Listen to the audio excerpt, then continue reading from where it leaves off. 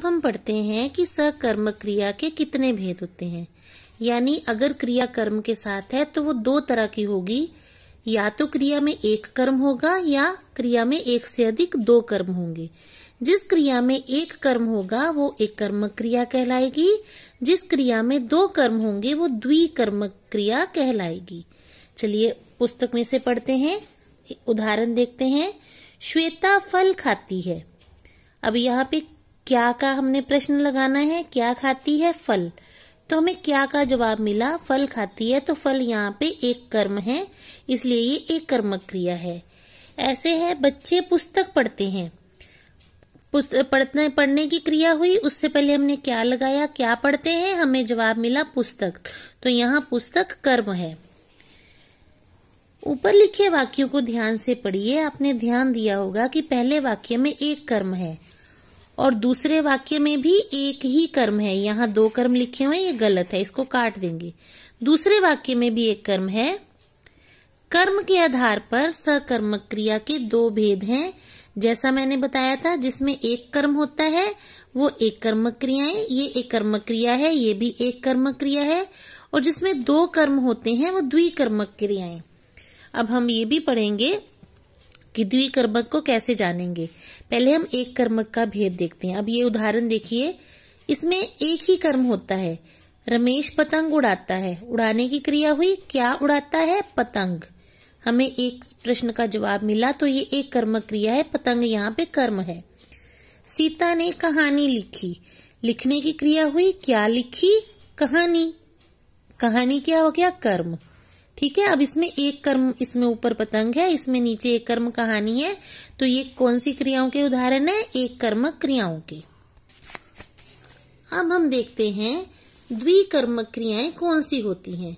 इसकी परिभाषा है, जिन क्रियाओं में दो कर्म होते हैं वे द्विकर्मक क्रियाएं कहलाती हैं। जैसे बच्चे ने अध्यापिका को काम दिखाया। ठीक है, इसमें दो कर्म है। मौसी बच्चों को कहानी सुनाती है, इस वाक्य में भी दो कर्म है। लेकिन हमें कैसे पता चलेगा कि ये दो कर्म है? अब हमने प्रश्न लगाया था क्या। अगर क्या का जवाब मिले तो एक कर्म, अगर किसको का जवाब साथ साथ हो, ठीक है ना, क्या के साथ किसको, दोनों प्रश्नों का जवाब मिले। हम क्रिया में दो प्रश्न पूछते हैं, एक तो क्या और एक किसको। अगर दोनों का जवाब मिल रहा है तो ये द्विकर्मक क्रिया है, अगर एक का जवाब मिल रहा है तो वो एक कर्मक क्रिया है। यहाँ पे क्रिया हुई दिखाने की। क्या दिखाया? काम। एक कर्म तो ये हो गया। दूसरा सवाल हमने पूछा किसको दिखाया? अध्यापिका को। दूसरा कर्म अध्यापिका हो गई। तो यहाँ पे दो कर्म है, काम और अध्यापिका इस वाक्य में। अब दूसरा वाक्य देखते हैं। मौसी बच्चे को कहानी सुना रही है। क्रिया हुई सुनाने की। क्या सुना रही है? कहानी। कहानी पहला कर्म हो गया, पहले प्रश्न का हमें उत्तर मिल गया। अब दूसरा प्रश्न पूछेंगे किसको सुना रही है? बच्चों को। तो बच्चों को हमारा दूसरा कर्म हो गया। तो इस वाक्य में दो कर्म हैं, एक कहानी और एक बच्चों को। क्योंकि हमें दो प्रश्नों के जवाब मिले, क्या सुना रही है? कहानी, और किसको सुना रही है? बच्चों को। दोनों प्रश्नों के जवाब मिले तो इस वाक्य में दो कर्म है। यहाँ अध्यापिका तथा काम, बच्चे तथा कहानी दो कर्मों का प्रयोग हुआ है, अतः ये द्विकर्मक क्रिया है। इसके अलावा प्रयोग और संरचना की दृष्टि से, यानी हम क्रियाएं कैसे बनती हैं, संरचना यानी उनकी रचना कैसी होती है और हम क्रियाओं का प्रयोग कैसे करते हैं, उसके हिसाब से प्रयोग और संरचना की दृष्टि से क्रिया के कितने भेद होते हैं। तो यहाँ क्रिया के 6 भेद हैं, प्रयोग की दृष्टि से और संरचना की दृष्टि से। पहली है प्रेरणार्थक क्रिया, दूसरी है संयुक्त क्रिया, तीसरी है नाम धातु क्रिया, चौथी है कृदंत क्रिया, पांचवी है सामान्य क्रिया, छठी है पूर्वकालिक क्रिया। अभी तो आप ये शब्द सुनने में आपको बड़े अटपटे से, मुश्किल से लग रहे होंगे, लेकिन बहुत आसान है, मुश्किल नहीं है। हम पहले इस शब्द का अर्थ करेंगे, फिर हमें झट से क्रिया की समझ आ जाएगी। प्रेरणा का मतलब क्या होता है? किसी दूसरे को काम करने की प्रेरणा देना। हम कोई प्रेरणा दूसरे व्यक्ति को ही तो देते हैं। तो प्रेरणार्थक क्रिया में हमेशा कर्ता, जो क्रिया करने वाला है, वो कार्य स्वयं नहीं करता। कार्य स्वयं ना करके किसी अन्य व्यक्ति को कार्य करने के लिए प्रेरित करता है, कहता है। ठीक है, वहां प्रेरणार्थक क्रिया हुई। जैसे माँ बच्चों को खाना खिलवाती है। अब इसको पहचानने के लिए हमारे पास 2 टिप हैं। देखिए, यहाँ पे वाती के ठेकेदार मजदूरों से मकान बनवाता है, मालिक धोबी से कपड़े धुलवाता है। तो यहाँ पे क्रिया में वा शब्द आ जाता है। अगर होता माँ स्वयं खाना खिलाती तो यहाँ पे होता माँ बच्चों को खाना खिलाती है। अगर वो कार्य स्वयं करती तो स्वयं खिलाती है। ठेकेदार मकान बनाता है। अगर वो स्वयं बनाता ना, ठेकेदार मकान बनाता है। मालिक अगर कपड़े धोता, मालिक कपड़े धोता है। तो यहाँ पे दूसरे से काम ना करवाया जाता, करता स्वयं करता। ठीक है ना। लेकिन प्रेरणार्थक में जो करता है, काम करवाने वाला, वो काम स्वयं नहीं करके दूसरों से कहता है काम करने के लिए, दूसरों को प्रेरणा देता है। पहले मैं इस वाक्य से आपको शुरू करूंगी, ये बाद में करवाती हूँ। ठेकेदार मजदूरों से मकान बनवाता है। अब काम करने वाला है ठेकेदार, लेकिन उसने स्वयं काम नहीं किया, उसने मजदूरों को प्रेरणा दी मकान बनाने की। तो मजदूरों ने मकान बनाए तो ठेकेदार ने उनसे मकान बनवाए। ठीक है ना। मालिक धोबी से कपड़े धुलवाता है। अब यहाँ करता है मालिक ने काम करवाया कपड़े धुलवाने का, लेकिन धोने की प्रेरणा किसको मिली? धोबी को। मालिक ने धोबी से कहा, स्वयं नहीं धोए कपड़े, उसने धोबी से कहकर धुलवाए। मालिक कपड़े धुलवाता है। ठीक है ना, धोबी से। अब यहाँ पहले बात देखिए, यहाँ लिखा नहीं हुआ किससे, लेकिन अंडरस्टूड है। माँ बच्चे को खाना खिलवाती है। किसी को तो कहेगी ना खाना, किसी को कह के खिलवाएगी, चाहे वो नौकर हो या आया हो। हम सपोज करते हैं माँ बच्चे को आया से खाना खिलवाती है, मतलब आया को कहकर खाना खिलवाती है। तो यहाँ कर्ता ने स्वयं काम नहीं किया, किसी दूसरे को क्रिया करने के लिए प्रेरित किया, किसी अन्य व्यक्ति को, और फिर क्रिया हुई। तो ये प्रेरणा वाली क्रिया हो जाएगी कि कर्ता ने दूसरे को क्रिया करने की प्रेरणा दी, उसे प्रेरित किया, इसलिए ये प्रेरणार्थक क्रिया कहलाएगी। दूसरा है संयुक्त क्रिया। जब 2 या 2 से अधिक धातुओं का प्रयोग हो, उनके योग से, उनके मिलने से, उनके जोड़ से बनी क्रिया क्या कहलाती है? संयुक्त क्रिया। कैसे? नितिन खाना खा चुका, यहाँ क्रिया हुई खाने की, लेकिन यहाँ चुकने की भी क्रिया हुई, खा चुका, ये दोनों क्रियाएं हैं। जा रही, नेहा घर जा रही है, जाने की और रहने की, ये 2 क्रियाएं हुई। तो ये 2 क्रियाओं के संयोग से जब सेंटेंस बनता है योग से, तो वो संयुक्त क्रिया कहलाती है। इसमें प्रधान क्रिया एक ही है। ये जो चुका है ये खाने की सहायक क्रिया है, ये क्रिया इसकी सहायता कर रही है। इसमें भी जो मुख्य क्रिया है वो जाने की है, लेकिन रही शब्द जो है, रही क्रिया जो है, मुख्य क्रिया की सहायता कर रही है। तो ये 2 चीजें, जब 2 धातुएं मिलती हैं, 2 क्रियाएं मिलकर वाक्य पूरा होता है, तब ये संयुक्त क्रिया कहलाती है।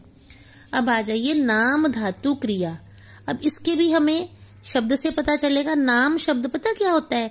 संस्कृत में 3 शब्दों को, संज्ञा, सर्वनाम और विशेषण, इसको तीनों को कहा जाता है नाम। जब कोई क्रिया संज्ञा से, सर्वनाम से या विशेषण से बनती है, तो क्योंकि संस्कृत में इनको नाम कहते हैं, तब वो नाम धातु क्रिया होती है। यानी नाम से बनने वाली क्रिया नाम क्या हो गया? संज्ञा से, सर्वनाम से या विशेषण से। ठीक है। अब संज्ञा, सर्वनाम और विशेषण शब्दों में ना शब्द लगाकर, धातु रूप में ना शब्द लगाकर क्रिया बनी थी ना, तो ये धातु रूप जो होंगे वो संज्ञा, सर्वनाम या विशेषण शब्द होंगे, उसमें ना लगाकर नई क्रिया बनेगी। जैसे बात, रंग, फिल्म, ये संज्ञा शब्द हैं। अपना ये सर्वनाम शब्द है। गरम ये विशेषण शब्द है।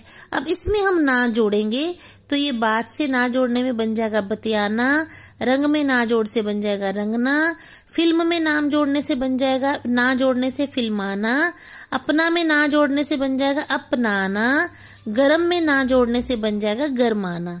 तो ये हमारी नाम में ना जोड़कर, नाम कौन से? संज्ञा, सर्वनाम या विशेषण शब्द, उसमें ना जोड़कर क्रियाएं बनी, तब ये कौन सी क्रियाएं कहलाएंगी? नाम धातु क्रियाएं। जैसे ये शर्म है, संज्ञा शब्द है। भाववाचक संज्ञा, इसमें ना शब्द लगा दिया तो बन गया शर्माना। ऐसे ही लज्जा, लज्जा में ना शब्द जोड़ दिया तो बन गया लजाना।